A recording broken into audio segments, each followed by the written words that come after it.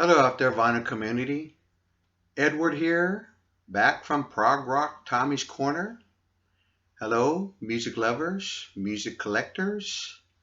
I wanted to come on here and take the time out. Today's Saturday, and I wanted to do my entry for a contest for Jonathan over at Cheap and Cheerful Record Collector and give him a big congratulations on his 800 subscribers. Jonathan, congratulations. That's awesome.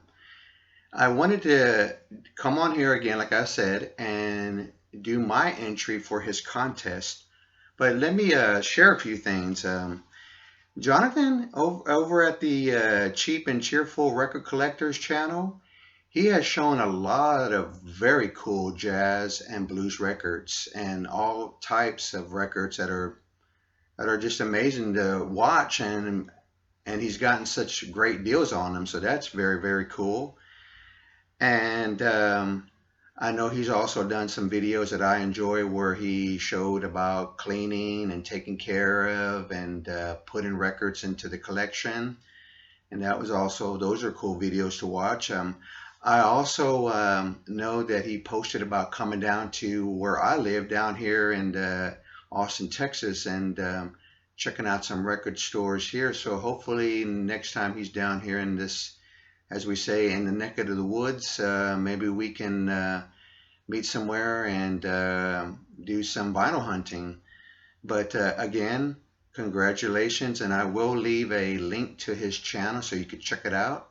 So he is having a contest about showing 5 of your most very cool records that you did not spend a lot of money on. So I picked 5 for my collection. So I'd like to begin with Graham Parker, Live Alone in America. I recently picked this up, paid a buck. I enjoy having live records. When my favorite artists make live records, it's a document of hearing their songs, not done in a studio or from various records. And this one is just him on his electric playing these songs with him singing it. And one of my favorites on this one is that he does a Sam Cooke song, "A Change Is Gonna Come." Love live albums. I mean, like I said, they're a document of you're going to hear how the song really sounds like live. Just a big fan and really enjoy buying live records pretty cheap. The next one is another good cheap find of my all-time favorite band, The Who. It's Hard. I love this album. I love that I found it very used, but in very good condition. And I just love the whole idea of this concept of the record. Video game kid, kind of almost reminds me of Pinball Wizard in a sense. But Athena, such an awesome song on here. Glad to find a lot of my Who collection for $5 or less. Now this one brings back a lot of memories, because when I first got this album, this is not the original one. It was a blind buy, and it was because of the artwork. I did not know anything about this. My grandmother was with me, and I asked my grandmother, "Can you please buy me this record? It has really cool art," and she did. So this is not the original one that I owned when I was a kid, but I found it for a very good deal. Cover's a little bit ragged, but it was like under $2, or maybe it was $2, and it came with one of the posters. But it's Pink Floyd, Dark Side of the Moon. And here's the poster. And like I said, I believe this album had 2 posters and 2 postcards. But anyway, this is one of my favorite albums of all time. When I did finally play this album as a kid, I recognized the song "Money" and never did knew that it was Pink Floyd. But then I found it a couple of years ago for $2, and I grabbed it. Here's another recent find that I found in a clearance bin for $1 or $2, and it's a double live album of Cream. Wheels of Fire. Love this artwork. Like I mentioned in the video before, that when I found it, it's got this going on. It doesn't matter to me. It opens up.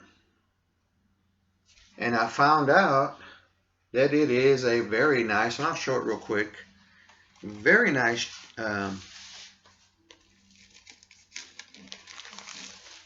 German pressing of it on Polydor. And like I said, it was in a clearance bin, a couple of bucks.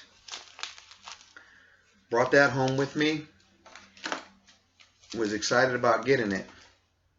And my last one, this was from what I remember, a 50-cent find, and I was really happy about finding this album. I really love the band Moby Grape, and when I found this album, it was just a record, so I made the cover art in a real cheapy way. But it's their album Omaha, and like I said, I just Xerox copied this, made the cover.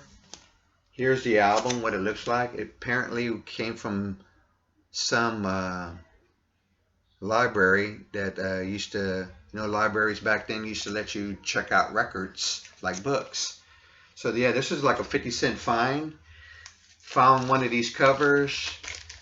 Still the original sleeve that I could afford back then to cover it. And just Xerox this cover, and there you go, Moby Grape. And this is one of my very cool finds of finding a lot of records that didn't have sleeves, but the records were in great shape. And usually I made a cover, or I just wrote on it, the Kinks, blah, blah, blah. But anyway, there's my entry. And I look forward to hearing other entries into Jonathan's contest. Until my next video, everyone, Edward here, aka Prog Rock Tommy. Take care and have a good weekend.